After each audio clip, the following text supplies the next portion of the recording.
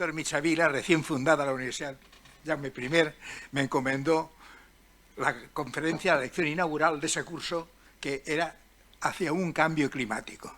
Una serie de acontecimientos y sobre todo de emergencias habían conducido, tras una década de anomalías, a que se comenzara a ser el reto. Acaba de crearse el IPCC y, en definitiva, a que se situara como probablemente el mayor reto científico del medio ambiente el tema o proceso de cambio climático.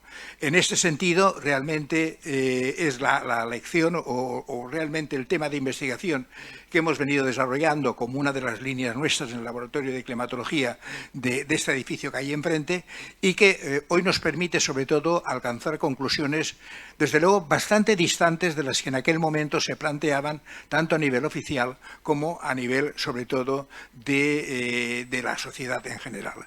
Efectivamente, el tema del cambio climático, si consigo... Hacia abajo, aquí. ¿Aquí? Sí. Pues me parece que no. Bien. Tema climático es sobre todo el mayor reto científico que tenemos en la actualidad. Lamentablemente el consenso científico no se alcanza, existen sobre todo posiciones muy distintas sobre este gran reto científico y sobre todo sobre la gran emergencia, como se ha definido, que representa de cara a la sociedad. Realmente tenemos una situación donde sobre este proceso de cambio climático se vaticinan, especialmente para la región mediterránea, voy a centrarlo mucho en nuestro ámbito científico mediterráneo, sobre todo dos consecuencias importantes. Un aumento notable de las temperaturas, que incluso se trata desde la conferencia de París del IPCC de que no rebase el 1,5 grados por cuanto podría ser en ese momento irreversible el proceso, y en segundo lugar que concomitantemente con este descenso, con este aumento de la temperatura, las estructuras atmosféricas básicamente se moverían y nuestro escenario atmosférico mediterráneo asistiría a una reducción importante de recursos hídricos. La aridificación, como se ha venido a denominar, podría constituir para nosotros el ser el lugar más vulnerable de Europa, como ha definido el IPCC, dentro del proceso de cambio climático. El mecanismo básicamente lo conocemos, la teoría siempre oficial aboga lo mismo, es un proceso que viene inducido por la concentración de gases de efecto invernadero, básicamente por el quema de combustibles fósiles que se inyectan en nuestra troposfera, una troposfera que dentro del espacio infinito apenas tiene 10 o 12 kilómetros de sándwich, por lo tanto es una capa muy limitada. La energía solar indemne a los gases entra en cantidades constantes, la constante solar, pero desde luego esos gases lo que hacen es la radiación infrarroja de la Tierra, detenerla por cuanto que esta no escapa o no escapa con el equilibrio actual hacia el espacio exterior. En consecuencia, en esa troposfera, es decir, esa pequeña capa de 10 o 12 kilómetros de altura, iría concentrando cada vez más un calor que en estos momentos, como digo, se trata sobre todo de tener en ese valor de 1,5 grados para finales de siglo, que desde luego pudiese hacer que todavía hubiera soluciones para el proceso de cambio climático. La dinámica atmosférica que tenemos aquí es una dinámica en la cual obviamente dos polos cálidos, el polo cálido tropical ecuatorial y el polo frío por oblicuidad de la radiación solar en las zonas polares. Esas dos masas de aire constituyen el juego dinámico. Cada vez en consecuencia con este aumento de la temperatura ese polo cálido iría dilatándose en espacio. Si por ejemplo hoy alcanza en el anticiclón de Azores 37, 38 grados, podría ascender a los 42, 43, es decir, podría ascender por encima de la latitud de Castellón y en consecuencia lo que traería sería un tiempo más estable, anticiclónico y desde luego el primer elemento de esa posible reducción de recursos hídricos que hace tan vulnerable a la región mediterránea, en el sentido que estaríamos cada vez más cubiertos por la masa de aire tropical y desde luego por ausencia de precipitaciones. En ese sentido, la cuestión que hace 32 años planteábamos en aquel momento, acababa de crearse 2 años antes el IPCC, a instancias de las Naciones Unidas, y era sobre todo, nos enfrentamos realmente a este proceso de cambio climático, cuyas consecuencias muy simples, pero son estas: aumento de temperatura y reducción de recursos hídricos. ¿Por qué? La reducción de recursos hídricos por esa dilatación de la célula de calor tropical hacia latitudes más elevadas. En estos momentos el anticiclón de Azores está a 37 grados, podría subir a 41, 42. estaríamos cubriendo la zona de Castellón, es decir, todo el arco central del Mediterráneo y, en definitiva, esa reducción. Y encima, no solamente una reducción de recursos hídricos por ese traslado de estructuras atmosféricas, sino que el aumento de la evaporación aceleraría el ciclo hídrico, es decir, la evapotranspiración de esas aguas, muchas o pocas que tuviéramos, vendría cada vez mucho más diezmada, por cuanto que se transpiraría mucha más cantidad. Incluso aplicando las fórmulas más magníficas de evapotranspiración a los datos que tenemos, se presume que solo ella podría, en los próximos 20 o 25 años, reducir entre un 20 y un 25% los recursos hídricos, y ya reducidos de por sí por esa carga hídrica. Desde luego no encontraríamos nada así, y ahí me permito hacer un poquito una introducción de este proceso de cambio climático, si no pensemos decir que, bueno, que obviamente nuestro planeta está en continuo cambio climático. No voy a entrar en grandes profundidades. El último gran cambio climático fue esa glaciación, hace aproximadamente unos 10.000 años, donde la última gran glaciación del Cuaternario, de las 5 que hubo, se extendió, cada uno de ellos con unos 200.000 años de duración, y cubría prácticamente esa porción de hielos constantes que cubre toda esta región nuestra mediterránea. Son épocas glaciales que coinciden fuera de ellas con momentos pluviales, es decir, de aumento de lluvias. Como consecuencia de ello, es posible explicarse por qué en el gran desierto de Tassili, aparte de las figuras estrambóticas que hay de extraterrestres o de diosas con cabezas redondas, realmente esas pinturas, esos ciervos que hay ahí, esas escenas de cazas, prácticamente, ¿a qué responden? Sin duda alguna, eso es a 1000 kilómetros de pleno desierto de Argel. Y por lo tanto, esas son consecuencia de esos momentos hace 8 o 9.000 años, cuando, coincidiendo con las glaciaciones, en esa zona había no un vergel, pero por lo menos una sabana que podía permitir que esas especies que los habitantes de ahí entonces, hoy no existen habitantes, podían transferir a esas pinturas rupestres. Esas pinturas que además nos recuerdan un poquito estas nuestras, las de la Valtorta. Lo mismo. El carbono 14 las data también en 6.000-7.000 años. ¿Qué ocurre? Las glaciaciones han cedido, comienza el hombre a establecerse en la parte baja de ese talud. Ese talud es la escorrentía, la brutal circulación de aguas de las épocas de la glaciación cuaternaria del Burm. En aquel momento, en el centro de la Argelia, tenían las pinturas de Tassili, y en el caso de nuestro tenemos las pinturas de la Valtorta. ¿Qué hacían en esas cuevas que se ven incluso por ahí, la zona donde se visita? Pues visitar sobre todo lo que el hombre, el primitivo de entonces, hacía. Traslucía a las paredes las escenas de caza. Allí estaba apostado para las cazas que, indiscutiblemente, el surco de agua hoy no existe, pero prácticamente estaría algo más elevado, y nos vuelve a transponer a nuestro territorio esa última evolución, gran evolución del clima. Por lo tanto, tenemos que tener en cuenta esa continua, sobre todo, evolución del clima, y que nuestro cambio climático hay que tomarlo siempre sobre ese escenario únicamente. Y el más reciente, la pequeña edad de hielo. Se ha dudado mucho, se ha discutido científicamente, pero obviamente hoy está todo de acuerdo que aproximadamente entre 1650 y 1715-20 el Sol estuvo en un colapso, en un letargo total. La misma dendrocronología de California, las mismas secuoyas, y digan cómo árboles que desde luego dejan de anillar durante 70 y 80 años, después vuelven a anillar, desde luego no estaban muertos, lo que no tenían era fotosíntesis para crear anillos. En el caso nuestro lo hemos podido comprobar, no con tanta antigüedad, pero sobre todo como en esos periodos, sobretamente entre 1650 y 1715-20, un colapso total del Sol. El hielo comenzó a determinar. Se estima que la temperatura en Europa pudo descender un par de grados. Por lo tanto, ahí tenemos, a partir de 1720-30, el Sol comienza a volver a hacer esos ciclos en azul, que son los ciclos undecenales con que se manifiesta en la radiación solar. Por lo tanto, este es el escenario que tenemos, sobre el cual nos proyectamos. Parecen que 300 años es mucho, pero prácticamente en esa evolución. Y venimos sobre todo recobrando una gran cantidad de radiación solar que colapsó en ese periodo rojo que tienen ahí, y donde obviamente incluso los árboles, las coníferas, dejaron de anillar, no murieron, allí estaban. Y 70, 80 años después volvieron a crear esos anillos con la distinta función de las células entre invierno y primavera, más claritas, las de la primavera más amplias, más estrechitas, más oscuras del invierno. Cada par de anillos claro-oscuro es un año y según su grosor la dendrocromología nos permite reconstruir la evolución del clima en aquel momento. No tenemos datos, obviamente de 1700, hay algunos datos aislados, pero incluso con la escala al revés de lo que conocemos hoy. No es posible dar, pero sí que tenemos 70 construcciones en la provincia de Castellón solo de neveras, ventisqueros y sobre todo ahí tenemos la nevera de Ares, una espléndida obra, parece en su interior una catedral, donde se acumulaba el hierro. Pero la pregunta es, ¿dónde están hoy las nieves?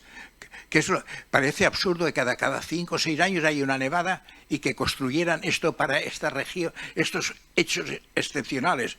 La nevera del desierto de Las Palmas, desde el restaurante se puede visitar, ¿no? Pero ver, pero ¿dónde está la nieve? ¿Cuándo nieva en el desierto de Las Palmas? ¿Para qué se construyó? Son los testimonios de que obviamente el clima viene cambiando, de esa época de crisis climática, de que el sol estaba en un letargo, prácticamente coincidió con la pequeña edad de hielo, que repito, hoy científicamente ya se admite, con alguna pequeña variación en el mundo científico. Ahí está el testimonio, sobre todo, de nuestra evolución climática en paralelo con la radiación solar. En este caso, esa fotografía me la dio en una conferencia en Montpellier, un investigador francés, en 1909, cómo se construía. Aquí lo mismo en la zona de Levante, es decir, se cargaban caballerías, todavía es difícil reconstruir los senderos que seguían para que después de, sobre todo, caminar por la noche, llegaran hacia la plana de Castellón las cargas, obviamente disminuidas en un 40 o 50% hacia lo que es la Casa de las Nieves, muy cerquita de la catedral. Es una trayectoria que en el mundo mediterráneo desde Francia y los Pirineos y Superiores se mantiene y sobre todo hasta la región de Murcia con una actividad impresionante y desde Castellón se exportaba hielo a Barcelona, que era el gran consumidor. El uso terapéutico era básico. Todas las cuestiones de hemorragias, de posparto, prácticamente se utilizaban. En Almenara hay recetas de los médicos de entonces recomendando esta aplicación del hielo. Repito, obviamente, además de la terapéutica, desde luego se piensa que los frailes del desierto en las épocas del Corpus refrescaban el vino, sobre todo utilizando esa nevera que tenía, pero que hoy no tiene sentido, por cuanto que a ver cuando nieva de forma sólida y abundante para que se pudiera construir esa zona en forma de cúpula, esa nevera que aparece muy cerquita de nosotros. Todo esto nos llevó sobre todo en esa línea de investigación. En 1995 se crea el primer Plan Nacional del Clima y se nos concede al Grupo de Climatología el estudio de lo que acontece en esos momentos sobre ese calentamiento que se está vislumbrando en la región mediterránea. En aquel momento utilizamos la base de los 23 observatorios que aparecen en las comunidades de Valencia y Murcia y que con datos, sobre todo con lagunas inferiores a un 5%, permitían sobre todo sentar bases válidas. Unos datos que son sometidos a procesos técnicos de homogeneización estadística y que nos permitieron sobre todo sentar las bases de lo que vamos a comentar. Es decir, sobre esos 23 observatorios, ¿cómo han evolucionado las temperaturas? Desde 1950 hasta 2024. Ahí tenéis dos series. La línea superior es la evolución de las temperaturas en los 5 observatorios urbanos, las capitales más Elche. Y en la línea inferior tenéis la evolución de las temperaturas en esos 23 observatorios, los rurales, es decir, los que no pertenecían prácticamente a esa evolución.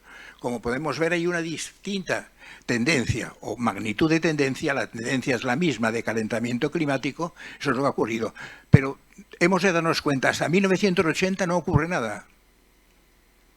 Las líneas, si la hiciéramos hasta 1980, sería recta.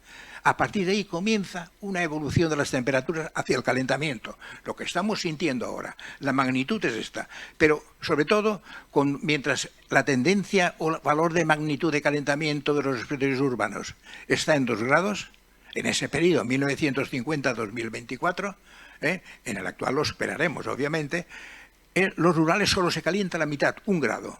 Hay una diferencia importante en cuanto a lo que es la aportación de calor urbano para lo que es la evolución histórica de nuestras temperaturas. Insisto, la evolución superior son los observatorios de las grandes capitales, Unidad Elche, en estos momentos con más de 200.000 habitantes, y la parte inferior, los repostorios rurales, donde hay rurales y semirurales, por así decirlo, y que prácticamente tenemos esa evolución. La evolución marca un valor doble en los rurales que en los urbanos. Es decir, 2 grados se calentaría el clima de las grandes ciudades, los observatorios que lo difuran, y 1 grado solo la temperatura media habría crecido en los observatorios de tipo rural. Y algo importante que hay que tener en cuenta a la hora de apreciar dónde estamos dentro de esa tendencia de calentamiento, que es innegable. Yo no la voy a negar. Y tampoco quitar magnitud. 2 grados o 1 grado, el que sea, calentamiento. Las temperaturas de los observatorios urbanos, las temperaturas sobre todo mínimas, crecen prácticamente el doble que las máximas. Es decir, las temperaturas durante la noche muestran un crecimiento mayor que el de las temperaturas máximas. Y por lo tanto podemos ver que aquí estamos teniendo una aportación de calor urbano, repito, en las grandes ciudades, las 5 series térmicas de las grandes ciudades mediterráneas, nuestras valencianas, y de la región de Murcia, y que aparecen sobre todo marcando una notable elevación de las temperaturas mínimas, las de por la noche. En cambio, las máximas aumentan, obviamente, pero prácticamente tienen temperaturas mínimas. La diferencia, la temperatura máxima de las máximas 1,5, la temperatura media de las mínimas 2,2 o 2,3. Por lo tanto, mucho mayor calentamiento de las temperaturas mínimas. ¿Qué refleja eso? Refleja sobre todo que son escenarios, suelos que absorben la energía solar durante el día y que esa energía solar que han absorbido la van emitiendo por la noche. En cambio, en la superficie marina que tenemos aquí en Molinia, la máxima y la mínima evolucionan igual. Pero en las grandes ciudades, las superficies urbanizadas, las temperaturas máximas, desde luego, aumentan.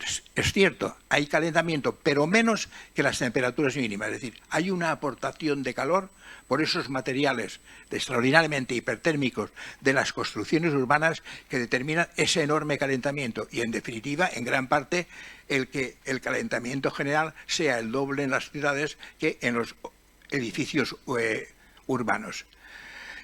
Aquí tenemos lo que puede ser las temperaturas máximas rurales y urbanos prácticamente evolucionan por la parte superior con máximas con una magnitud semejante y con una tendencia semejante de crecimiento, pero las temperaturas mínimas, la evolución de las temperaturas mínimas en las ciudades, en las 5 series térmicas de esas grandes ciudades, aumenta mucho más, como pueden ver, que las temperaturas, sobre todo, mínimas de las zonas rurales. En las zonas rurales, máximas y mínimas, como ocurre con el mar, prácticamente tienen una magnitud de crecimiento igual, pero en el caso de las ciudades, las máximas son coincidentes, sea en el campo o sea en la ciudad, pero las temperaturas mínimas son mucho más elevadas, de una magnitud mucho más grande en las ciudades que en las zonas rurales. Y el mundo científico parece admitir que esto es consecuencia, sobre todo, de la generación de gases de efecto invernadero. Aquí tenéis la evolución. En un momento de la marcha, hasta 1980, como decíamos antes, que no pasa nada, parece que tanto la temperatura, que es esa línea gruesa, que aparece en la parte superior de color negro, parece coincidir con la evolución de lo que son esas columnas que representan el consumo de energía en la Comunidad Valenciana y Murciana, y también con esa línea intermitente que representa el número de habitantes. Pero a partir de 1990 comienza la temperatura a ir creciendo por su lado sin tener nada que ver con ese descenso importante que muestran tanto la demografía como la emisión energética. Por lo tanto, comienza la tesis oficial a tambalearse.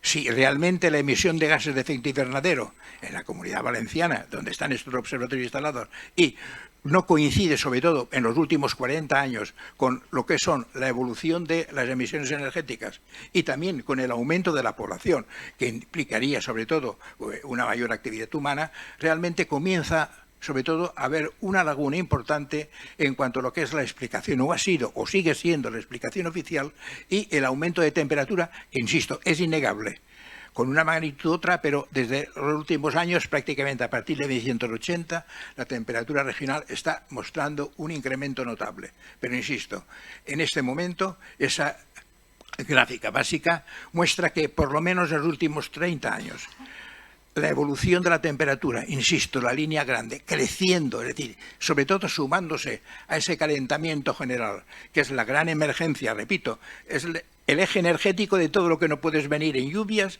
en sequía, en la edificación. Es el aumento de las temperaturas, es el eje térmico del problema, pero que ese aumento no tiene nada que ver con lo que ha sido la evolución de la población, la demografía, y con la evolución de las emisiones energéticas, que son las columnas que aparecen en vertical.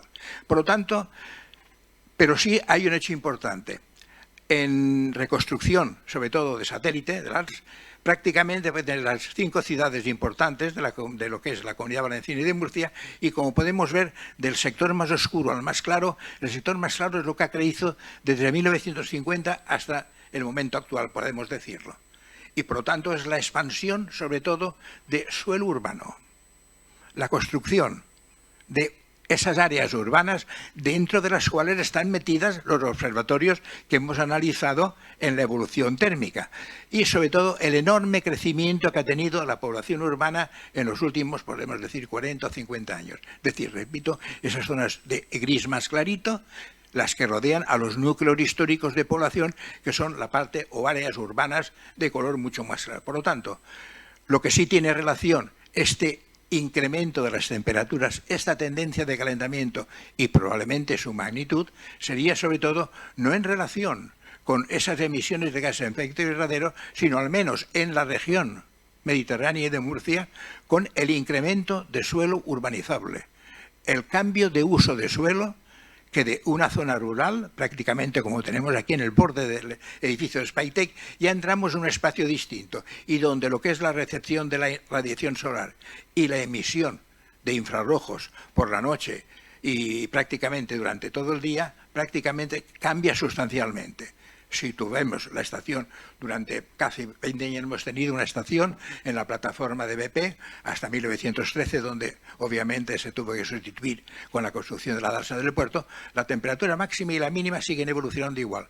En cambio, en esas grandes ciudades, las temperaturas mínimas, sobre todo, casi duplican el crecimiento de las temperaturas máximas, revelando ese material hipertérmico que sobre todo construye o que es la base de las construcciones urbanas, está realmente almacenando calor durante la noche y lo expide durante el día, por lo cual se determina sobre todo, lo expide, que esas temperaturas mínimas sean mucho más elevadas que las temperaturas máximas, donde prácticamente muestran un valor casi la mitad.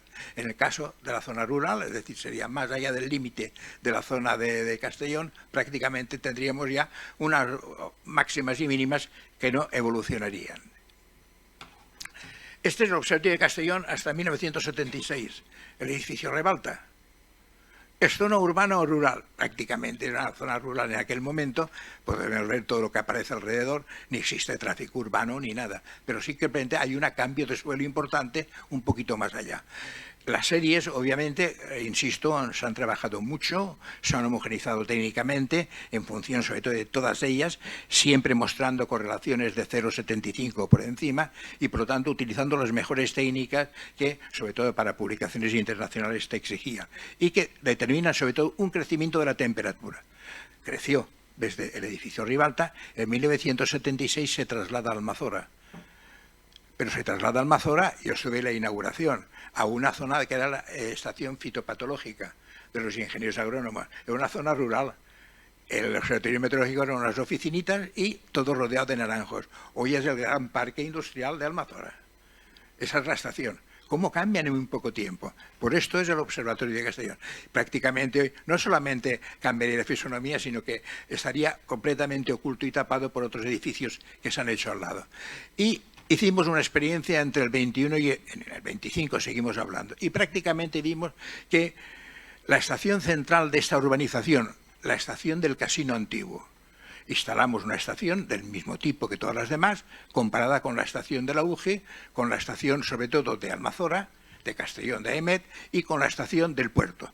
La del puerto es una estación reconstruida, mitad de la estación de BP, donde teníamos nuestro observatorio hasta 1913, es la imagen que tenéis ahí, y enfrente está la punta de la dársena actual, con la cual la serie se ha podido reconstruir sin ningún problema por el solapamiento de muchos años y que han permitido, sobre todo, establecer.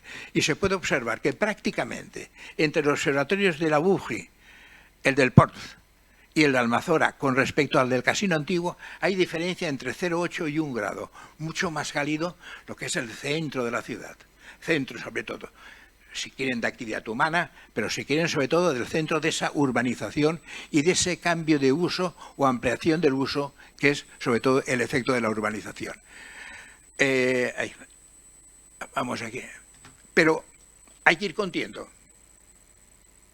Muy poquito antes de que comenzara esta construcción de los SpaceX actuales donde estamos, junto con la estación del fondo que tenemos en ese círculo rojo, desde aquí se puede ver con las enormes parábolas de las de estaciones para recepción de satélite, la temperatura de ese observatorio UGI es de 18 grados.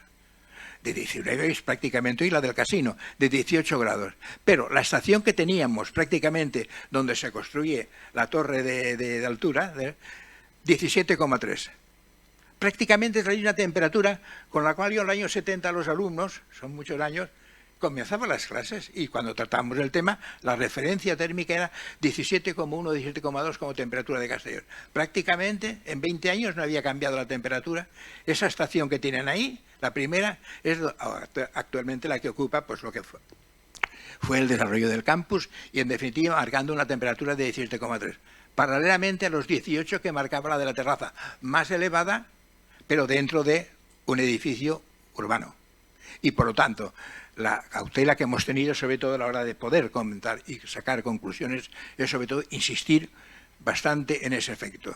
Es decir, mientras la correlación de ese crecimiento innegable de las temperaturas con lo que es la emisión energética en la Comunidad Valenciana no coincide, al contrario, mientras las temperaturas están subiendo, esas emisiones están reduciéndose, poquito pero reduciéndose, y la demografía prácticamente, que en Castellón comienza a recobrarse de un momento de 214.000 habitantes con Almazora, que tenía prácticamente hace 12 años, comienza a recuperarse porque hubo un bajón y prácticamente pagó a 85.000-90.000.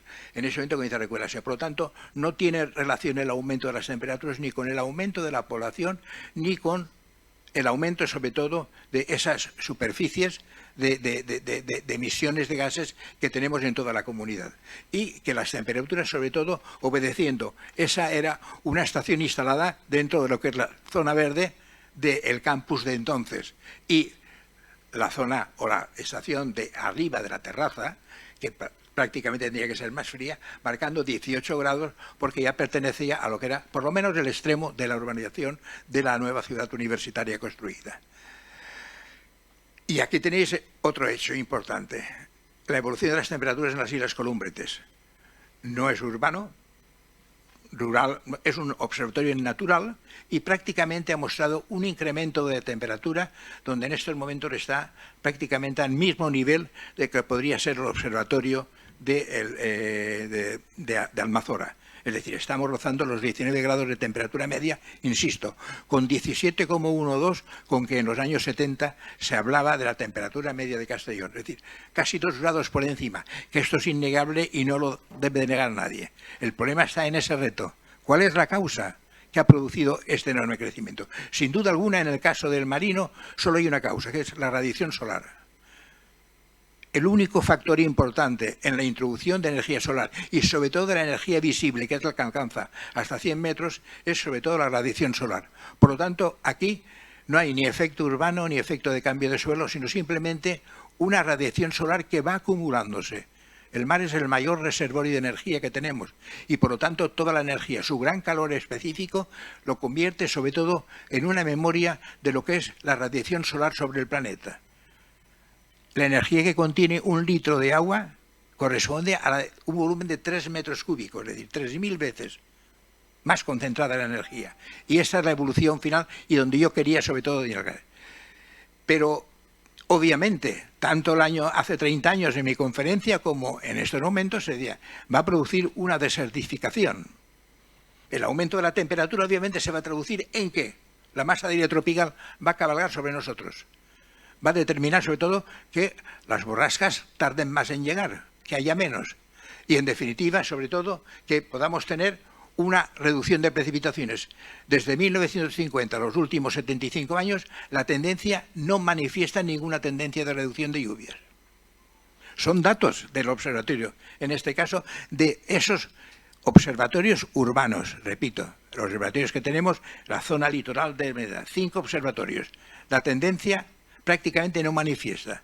Un poquito en Murcia, pero prácticamente inapreciable. Globalmente no existe ninguna reducción de precipitaciones. Y aquí tenéis la serie de Castellón, donde incluso parece que aumentan. Las precipitaciones anuales parece que aumentan. Es decir, contrariamente a lo que se sostenía en los comienzos y se viene sosteniendo, no existe reducción de recursos hídricos. Por lo tanto, una cuestión también sobre la cual hay que investigar, pero lo cierto es que los datos no muestran que exista esa circunstancia tan adversa que podría ser el elemento básico de la vida, que es los recursos hídricos. Y quería cumplir simplemente con esas ideas que les he recalcado. El espacio no me permitía más que correr mucho. Es sobre todo que, desde luego, hay que aceptar el crecimiento de las temperaturas. Esto es innegable. No podemos negarlo, lo sentimos diariamente, pero sobre todo que, como hemos podido ver, no corresponde a un aumento, sobre todo de las emisiones de gases de invernadero. Cuando yo di esta conferencia, nosotros medíamos en el campus 370 partes por millón de CO2. Decíamos que en 25 o 30 años duplicarían, o sea, quedan 420. Es decir, no han duplicado ni mucho menos. Pero en definitiva es que tampoco siguen con el incremento de las temperaturas cada vez más creciente. Pero sí, en cambio, sobre todo, ese efecto que le señalaba ahí. Es decir, lo que supone sobre todo esos cambios de uso que tenemos en el suelo. Es decir, esa continua urbanización que prácticamente está haciendo que en el interior de esas urbanizaciones las temperaturas sean mucho más elevadas. Prácticamente tenemos 0, casi 1 grado de diferencia entre la estación meteorológica del edificio de la Facultad de Humanas y la que teníamos en esta zona próxima a nosotros antes de construir estos edificios, en zona rural. Y esto es muy serio. Se estima que para 2050, lo tenemos ahí, es la generación actual, la que llegará al 2050, prácticamente se estima sobre todo que el 70% de la población mundial va a vivir en zonas urbanas. De la población mundial, me salgo ya del mundo mediterráneo. Para el año 2050, las Naciones Unidas están derivando, y es un cálculo muy sencillo, no puede haber ningún equívoco, solo para el 2050, hace prácticamente menos de 20 años, el 70% de la población mundial residirá en zonas y áreas urbanizadas. Y tal y como vamos viendo, suponen sobre todo, por su reacción distinta a lo que es la radiación solar, almacenamiento y su emisión de calor, suponen sobre todo un elemento importante en ese crecimiento de las temperaturas.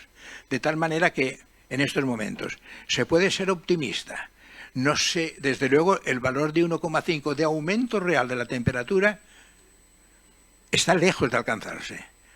Pero que en las zonas urbanas, desde luego, superaremos netamente de no tener soluciones para esta tremenda, sobre todo, interacción atmósfera-suelo en el cambio de los usos de suelo.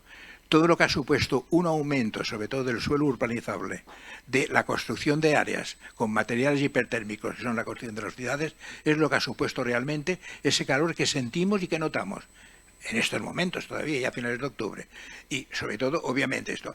Y es importante también destacar, por lo que respecta a al régimen de precipitaciones, lo que hemos visto en Columbretes, el calentamiento del mar.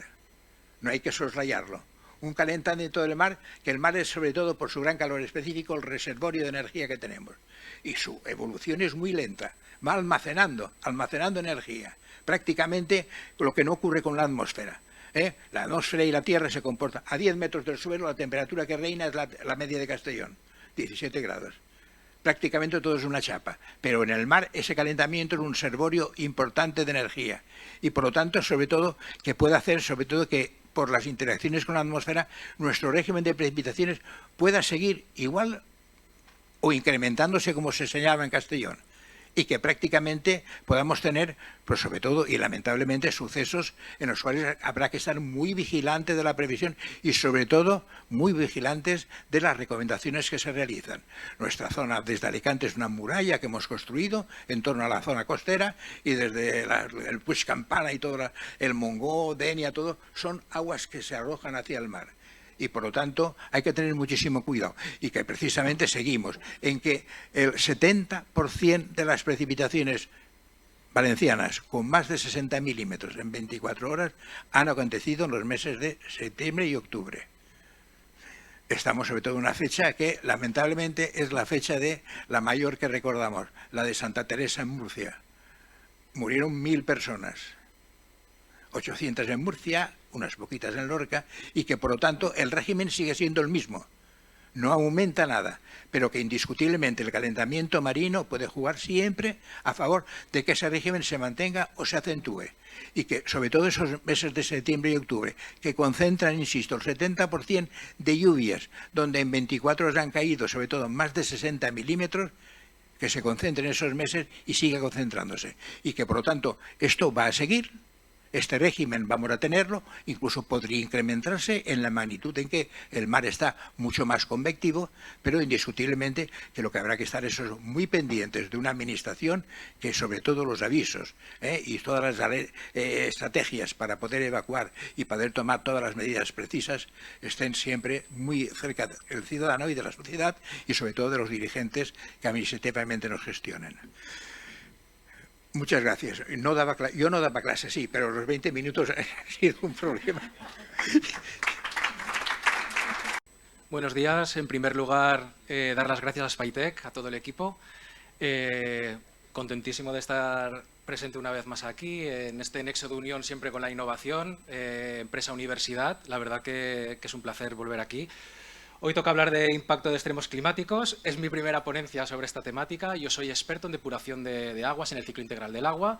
Y claro, nos ha tocado hacer los deberes porque estamos viendo modelos de gobernanza, los cuales pues, se tienen que cambiar cosas, tenemos que tener infraestructuras más resilientes, etcétera. Y entonces, como ahora comentaré, paso por allí. ¿Me avances la presentación? Vale. Yo me voy a apoyar en la presentación en este libro que ha publicado FACSA. Se está presentando en diferentes foros, tanto de innovación como del ciclo integral del agua. Evidentemente, no le hemos dedicado toda una vida a la parte del cambio climático, pero como sí que nos afecta, hemos hecho los deberes, ¿no? Me encantaría, José, que tuvieras el libro. No sé si lo has leído, pero sí que me gustaría tener feedback del mismo. Y bueno, pues me voy a apoyar continuamente en la elaboración de este libro. Previamente, este es el segundo estudio que se presenta. El primero iba más de gobernanza del agua, el coste, la amortización de las infraestructuras, la necesidad de cambiar el modelo de gobernanza, en el cual se concluyó que hay que cambiar el paradigma de la gestión de los recursos hídricos. En ese primer libro. Al final se ofrece un decálogo, acabaremos la presentación con ese decálogo, que es una serie pues, de recomendaciones o por lo menos el tener claro 10 puntos diferentes. En este segundo estudio, que va sobre está muy conectado con la necesidad del recurso, cada vez tenemos un recurso más escaso. Entonces, bueno, pues este libro sobre extremos climáticos nos afecta muchísimo en la situación actual. ¿Cómo lo hemos elaborado? Pues con datos, con artículos científicos, datos tanto estatales, internacionales, etcétera. Está lleno de referencias, evidentemente. Si no hay datos no te puedes apoyar. Después en opinión de expertos y, por último, talleres que se han realizado en FACSA con gente del ciclo integral del agua. ¿Cuál es el objetivo de este estudio? Pues liderar el debate, generar diálogo. Hace falta en el ciclo integral del agua, en el sector del agua, tener este tipo de diálogos. Y no se está haciendo, así como el de la gobernanza para hablar de costes, de amortización, de las infraestructuras, de la oferta, la demanda. Sí que hay mucho diálogo, en este caso pues no lo hay. Y el objetivo final del libro es ofrecer un diagnóstico de lo que vemos que hay y cómo tenemos que reaccionar, porque no se está reaccionando a la marcha que creemos que se debería. Muy bien, sobre el contexto de extremos, no me voy a remontar como José a tiempos ancestrales, ¿vale? Pero sí que me gustaría nombrar, ya lo ha nombrado él, el Acuerdo de París de 2015, en el cual se llega a un acuerdo entre diferentes países para no aumentar la temperatura superficial terrestre, que ya sabéis que es el indicador principal para evaluar, ¿no? estos efectos climáticos. pues ahí se acuerda que vamos a intentar no acercarnos a 2 grados, ¿no? Siempre desde la referencia que es la época preindustrial, 1900, y no se habla de un año en concreto, se habla de 2050, porque es la mitad de siglo, ¿no? No aumentar de 2 grados o acercarnos o alejarnos de 2 y acercarnos a 1,5. Pues bueno, en los últimos 10 años ya hemos visto que estamos en 1,1. El año 2024 ha batido récords de temperatura. Después también comentar en 2023 Naciones Unidas sí que ha tenido una primera asamblea para hablar de agua y extremos climáticos, que esto es importante porque no se había tenido aún. Hay una revisión en el 2026 y que se acordó en 2023 porque en 2050, a mitad de siglo, tendremos que ser a nivel global resilientes a problemas hidrológicos, ¿vale? Y la verdad que los datos que estamos viendo, pues como que vamos mal, ¿no? Estamos viendo que no han habido prácticamente mejoras en los últimos 10 años en temas de mejoras, o por lo menos, si las han habido, no han estado equitativamente repartidas y por lo tanto no se ven efectos en ese sentido. Bueno, podéis ver en la pantalla, José ha entrado en detalle en alguno de ellos, pero básicamente en el libro... uy, estás tocando también, ¿no? Tenemos, ¿no? Pues las olas de calor. ¿Qué nos están generando las olas de calor? Pues sequías. Sequías no es escasez de agua. Escasez de agua es cuando la demanda es mayor o la estoy intensificando más que el recurso, que la disponibilidad. Sequías es cuando tengo una escasez prolongada en el tiempo y empiezan a haber una serie de problemas en los cuales comentaremos. Las olas de calor evidentemente generan este tipo de sequías, pero también generan pérdida de ecosistemas, por ejemplo. Ahora lo abordaremos, pero incluso pues, la calidad del aire nos baja muchísimo, ¿vale? Pérdida de calidad del aire. Olas de frío, lo has comentado, evidentemente han bajado, hay pues, eventos extremos puntuales. Después lluvias torrenciales, que sobre todo pues, lo que más nos preocupa y donde vamos a estar más pendientes y donde se ha dedicado más tiempo en el libro, comentaba pues, el tema de sequías, huracanes, etcétera. Un tema importante que se trata en el libro es el riesgo climático. ¿Por qué? Pues porque a partir de ahora, en el sector del agua, en los recursos hidráulicos, vamos a tener que contemplar este concepto de riesgo climático, que a la vez pues, se va a tener que apoyar en base a estos 3 elementos. Si me permitís, uno es peligrosidad. La peligrosidad viene por la intensidad del evento. Es decir, si estoy hablando de lluvias torrenciales, pues la intensidad de lluvia que va a haber. Evidentemente voy a tenerlo que tener en cuenta si considero el riesgo climático. Después está la exposición tanto de bienes materiales como de personas. Es decir, si cae la mundial pero cae en un sitio o no cae en una ciudad, sino que cae en un territorio rural donde no hay bienes ni personas, pues el riesgo será bajo, ¿vale? Pero es un factor muy importante. Y por último, la vulnerabilidad. ¿De qué va ese pilar? De lo preparado que esté el lugar donde tiene el evento. Es decir, si la misma lluvia cae en Países Bajos o cae en Valencia, Países Bajos está mucho más preparado para soportar eso. Es decir, esa vulnerabilidad además viene por 2 vertientes. Vulnerabilidad en cuanto a las infraestructuras que tengo preparadas, las infraestructuras resilientes que se llaman, para poder hacer frente a ese choque. Y por otros sistemas de alerta, a lo mejor no estoy preparado, pero sí que tengo buenos sistemas de alerta que pueden hacer acciones en la población para evitar daños. Entonces, la vulnerabilidad es importantísima. Y por último, un factor transversal que está abajo que se llama pues procesos socioeconómicos. Pues todos estos eventos lo que es necesario es generar la cultura del riesgo. ¿Vale? Yo creo que realmente hasta que no ha sucedido lo de la Dana de Valencia, no hemos cogido, creo yo, esa conciencia del riesgo y eso tenemos que educarnos. Es un aspecto importante. Yo creo que, bueno, yo tengo muchos colegas y yo el primero que no habíamos revisado si nuestra casa, te compras un piso, no sabías si estaba en una zona inundable o no. ¿Vale? Es que es así. Y ahora es algo que ya evidentemente se mira. por no decir de muchísimas otras acciones, ¿no? Pues el domingo yo vivo en Villarreal, a las 9:50 de la noche suspenden las clases, son cosas que no se hacían. Entonces, esa cultura del riesgo tenemos que tenerla.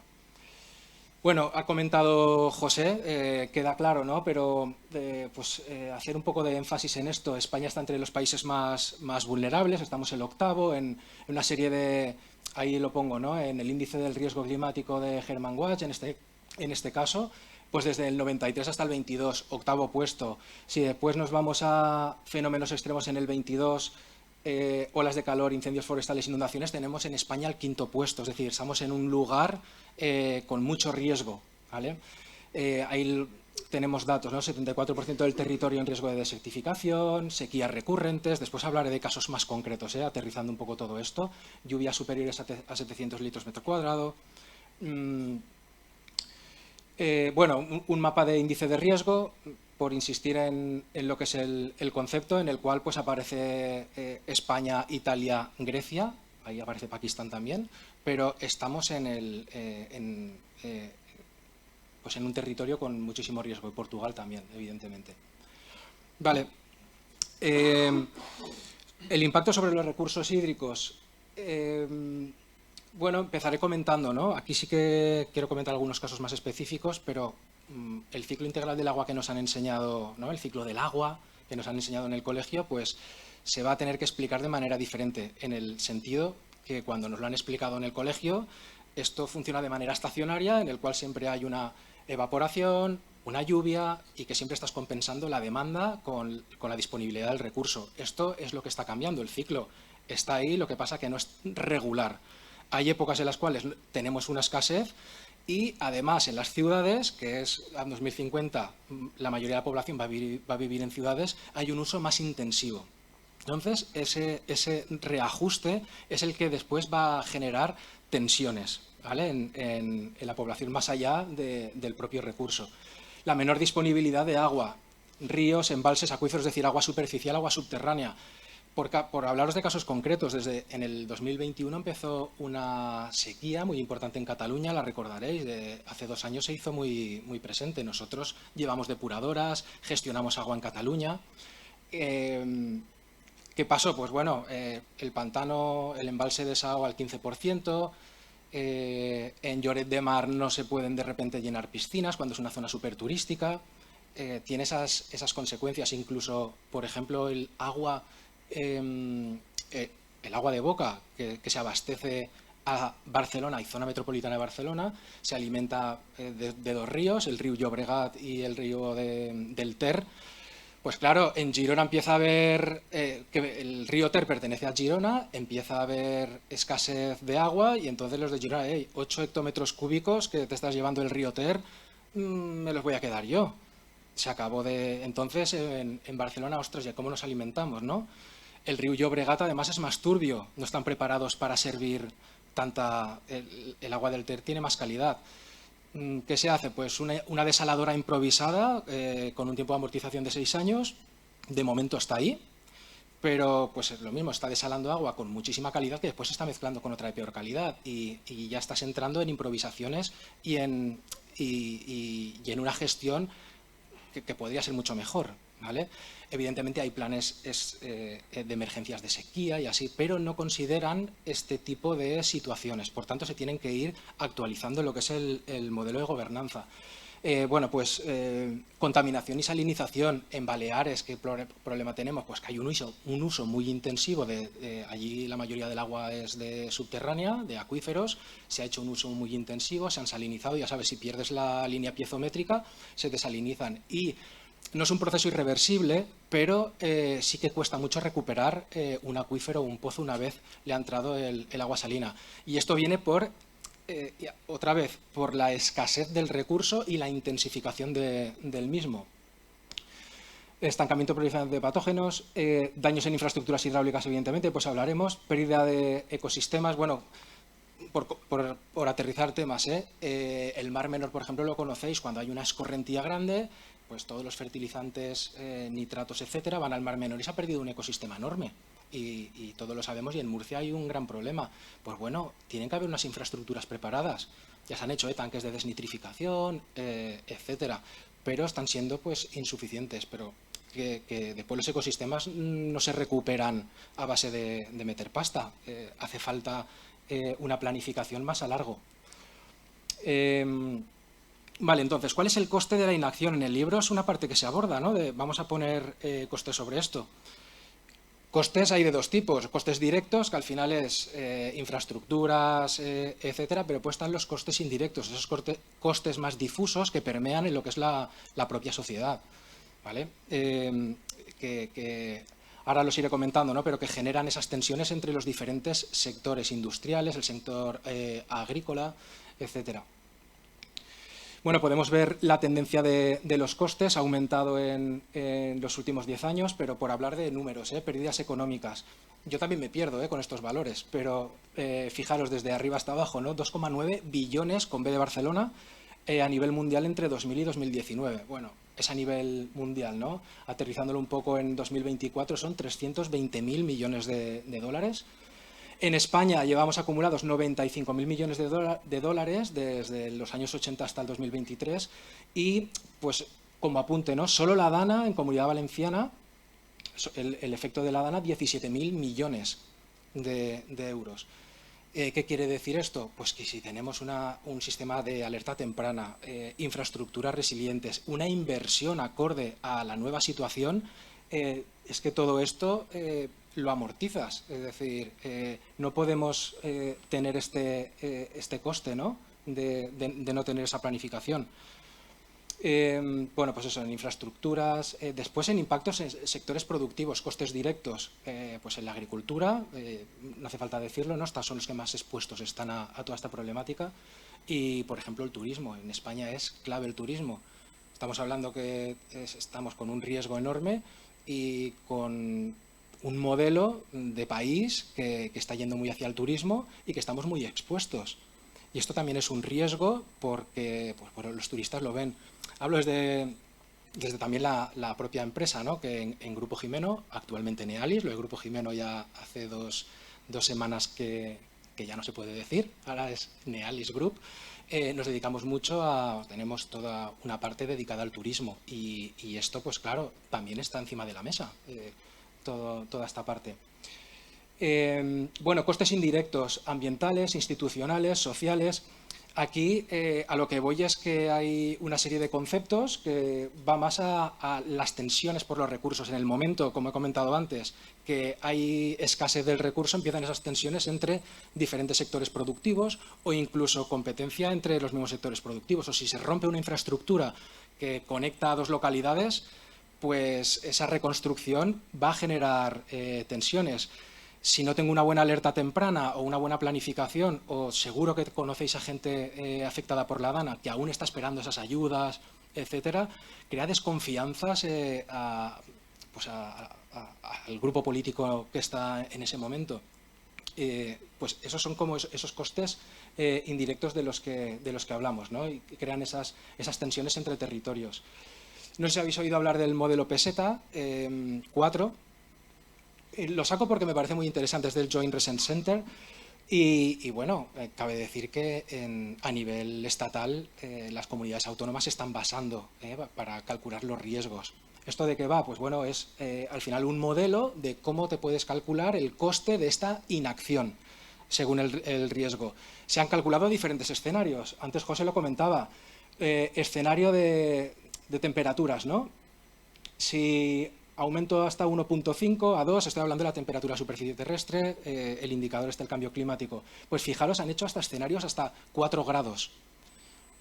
Evidentemente, los más ambiciosos son los de 1.5 y los menos, ¿no? Pues los de 4 grados. Es multifactorial y es un modelo que contempla submodelos económicos, hidrológicos, agrícolas, y lo bueno que tiene es que evalúa desigualdades regionales. Además, pues bueno, tiene un conocimiento específico de qué actividad se hace en cada zona. Hay como la palabra es el downscaling territorial, ¿no? Se basa mucho para las diferentes zonas de Europa calcular el coste de esa inactividad. Bueno, es interesante. Planificación y gobernanza. Actualmente en España, y esto lo comentábamos en la primera publicación, ¿no? Pues la planificación hidrológica tradicional se basa en patrones históricos que ya no representa el nuevo clima. Tenemos que cambiar ese modelo. ¿Por qué? Pues porque las infraestructuras actualmente se diseñan como se diseñaban en los años 70 y ahora estamos hablando que se tienen que diseñar de una forma que contemplen el riesgo climático, a lo que estaba refiriéndome anteriormente. Y esto pasa por combinar, que eso nunca se ha hecho, desde lo que son ingenieros de caminos, etcétera. Nunca se ha hecho el combinar zonas grises, digamos, que es infraestructura, con soluciones basadas en la naturaleza, que bien previstas y bien dimensionadas, pues pueden hacer generar una infiltración brutal aguas arriba, desahogar los ríos o incluso en los propios ríos, evidentemente, aumentar los cauces, pero también forzar a que se desborden en ciertas zonas donde tienes un acuífero y quieres reinyectarlo. Esas son soluciones basadas en la naturaleza. Y después, evidentemente, dentro de las ciudades están cambiando. A nivel europeo se han puesto las pilas, aquí vamos poco a poco. En Castellón ya tenemos algún SUDS, os sonará, Sistema Urbano de Drenaje Sostenible, para acumular agua, tanques de tormenta. Todas estas infraestructuras tienen que venir y se tienen que ir realizando. Después, en la mesa redonda sí que pondré ejemplos específicos con modelos de simulación de esta tipología de estudios que se están realizando. De todos estos, ¿no? Pues la planificación, las infraestructuras, pero comentar el de la anticipación. Es muy importante tener esa alerta temprana, ya sea con modelos predictivos o con medidas locales. Medidas locales me refiero a que está muy bien el tener modelos del satélite Meteosat, pero nos hace falta complementarlos. Son modelos predictivos que están muy bien, pero después os sonará, ¿no? En la Fórmula 1, que saben que si está lloviendo en una zona de una misma pista, si está lloviendo en una zona o en otra, pues eso son tecnologías que desde FACSA, desde IDRES ya estamos incluyendo. Es una tecnología que se llama Nowcasting, pero básicamente te está diciendo que te va a prever lo que va a llover la hora siguiente, y eso se hace con tecnología radar, por ejemplo. Es decir, abordar el primer punto son sensores medioambientales, pero puestos de manera local, ¿vale? Puestos de manera local, más allá de la información del satélite Meteosat. En el libro se habla, ¿no?, de estas herramientas y estrategias de adaptación. Herramientas, estas son las que más hablaremos en la mesa redonda posteriormente, pero os las introduzco, ¿no? Modelos predictivos son necesarios, ya sabéis, técnicas de Machine Learning, inteligencia artificial, os sonarán, ¿no? Modelos de caja negra, que utilizan muchos datos. Esto lo que hacemos es combinarlo con modelos, si me permitís, mecanísticos, es decir, basado en ecuaciones. La hidrología al final se basa en ecuaciones, en coeficientes de arrastre, etcétera, en hidráulica. Pues a partir de ahí puedes hacer modelos híbridos, que se llama, después comentaré más en detalle, que mezclan, ¿no?, los modelos de datos de caja negra con modelos mecanicistas, y así puedes llegar a soluciones muy específicas de cómo se va a inundar una cierta ciudad, o una cierta localidad, o una zona concreta de estudio, con unas lluvias artificiales que tú generas, ¿vale?, con diferentes escenarios. Es interesante. Si además a esos modelos digitales les incluyes una comunicación con los sensores que estaba comentando en una plataforma en la nube, que esas soluciones ya están y las mostraré, pues tienes gemelos digitales, que son réplicas de algo real, es decir, puede ser de una ciudad, puede ser de la red de alcantarillado, puede ser de la red de abastecimiento, y tienes detalle de lo que está pasando en tiempo real. Sistemas de escalas y automatización para dar instrucciones al gemelo digital y decir, oye, ábreme esta compuerta, vacíame aquello, o cámbiame la presión de la red de abastecimiento, porque ya sabéis que la parte del sistema de detección de fugas es importantísimo. Hablo de escasez de agua, pero la escasez de agua también se aborda desde la parte de ser más eficiente a la hora de abastecer el agua, porque, ya sabéis, hay congresos y congresos, el Water Loss, para abordar temas específicos como es el leakage, que es la pérdida de agua. A nivel mundial hay una media de un 30%, de un 25% de pérdida de agua en el abastecimiento. Aquí en Castellón estamos mucho mejor, ¿vale? No tenemos una red súper compleja, pero son redes de los años 70, de los años 80, que se han de ir renovando y que ya sabéis que van a presión y pierden agua continuamente. No podemos estar tratando un 100% de agua y perder un 25% por el camino. Y esto es un problema generalizado a nivel a nivel mundial. Y se está, pues, lo mismo, ¿no? Llevando mucha tecnología a esa parte. Y por último, riego inteligente. Está claro, que el riego a manta va a ir a menos o se va a perder, eso está claro, ¿no? El riego por goteo pues, es el futuro, pero ya no estamos en el riego por goteo, sino que estamos viendo la planta lo que necesita, cuántos nutrientes necesita, cuánta agua necesita, con sensores específicos en el propio campo. Después en la mesa redonda explicaré muy rápido un par de proyectos que tenemos en ese sentido.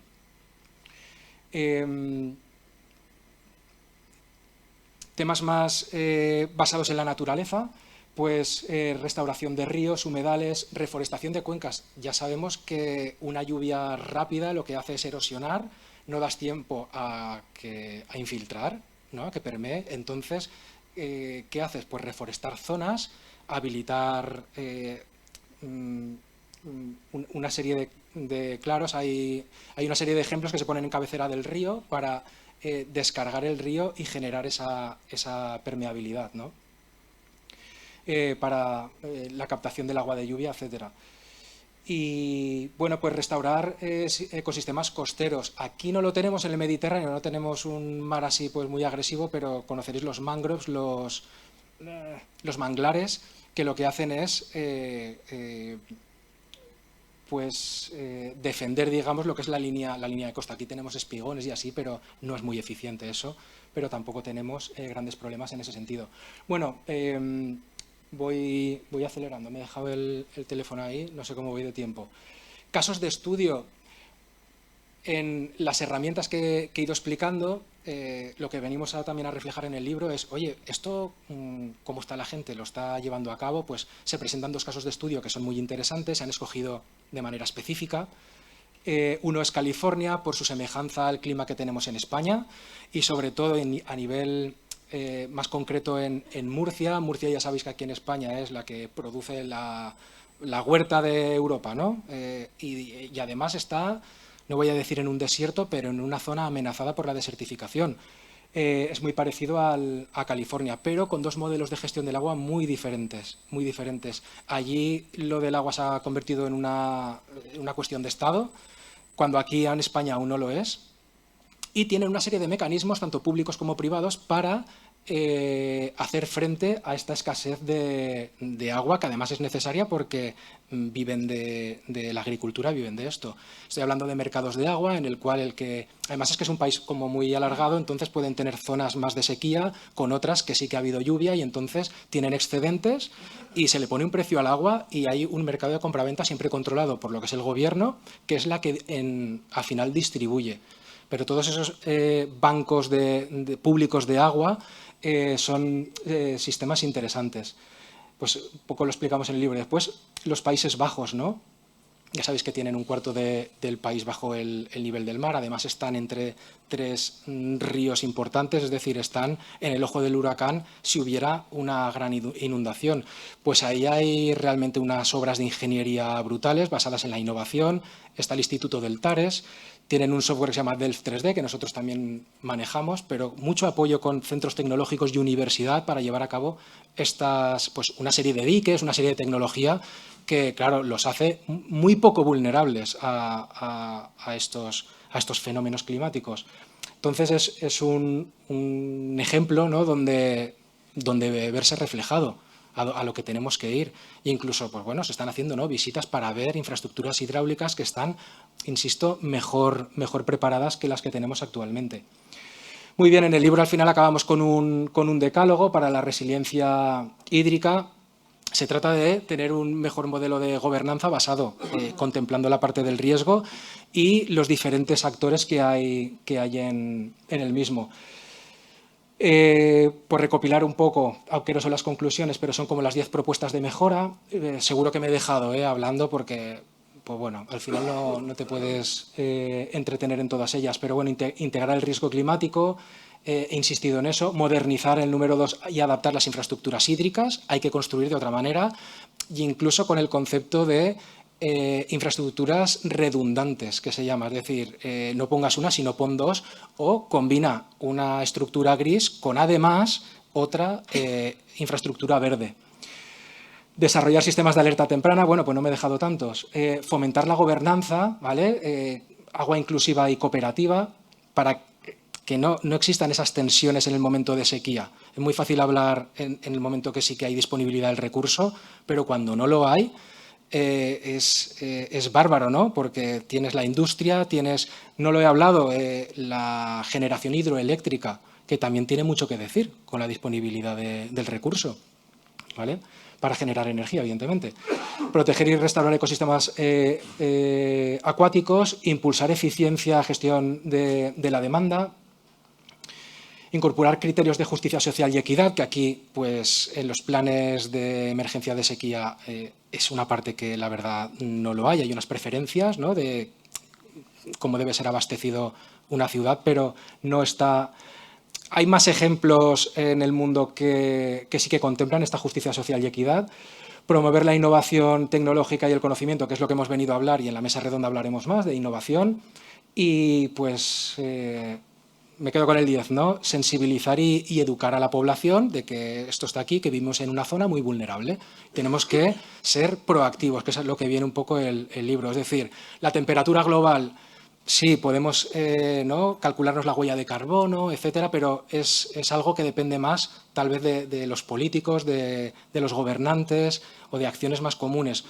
Nosotros, independientemente de esa temperatura que vaya aumentando, tenemos que ser más resilientes y proactivos. Es a lo que venimos a decir. Por último, las conclusiones. 4 mensajes rápido, alguno más. Las cifras están al límite. José, ya lo comentaremos, ¿vale? Aquí en el libro sí que se refleja. Evidentemente llevas muchos años y has comentado, oye, pues aquí las lluvias.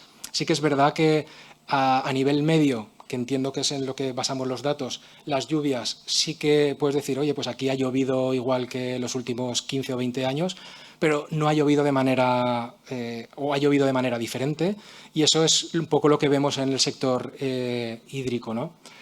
España está entre los países más vulnerables. El precio de no actuar solo se mide en no solo se mide en cifras económicas, sino en todo lo que respecta a esos costes indirectos que comentaba. La gestión eficaz de los extremos climáticos requiere de esa visión a largo plazo, de esas inversiones a largo plazo, incluso de lo que nos viene. Vamos a pensar ya, evidentemente, en el 2050, pero más allá, porque los datos no son muy buenos. Y, pues bueno, me quedo, si queréis, con la digitalización, que ahora, después en la mesa redonda, insistiremos más en esa parte de innovación, simulación, digitalización. Así que nada, aquí tenéis el QR por si después yo creo que las presentaciones ¿no?, se comparten. Me dice Laura que sí.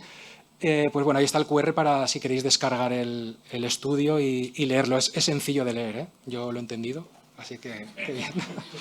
Pues nada, un placer y gracias.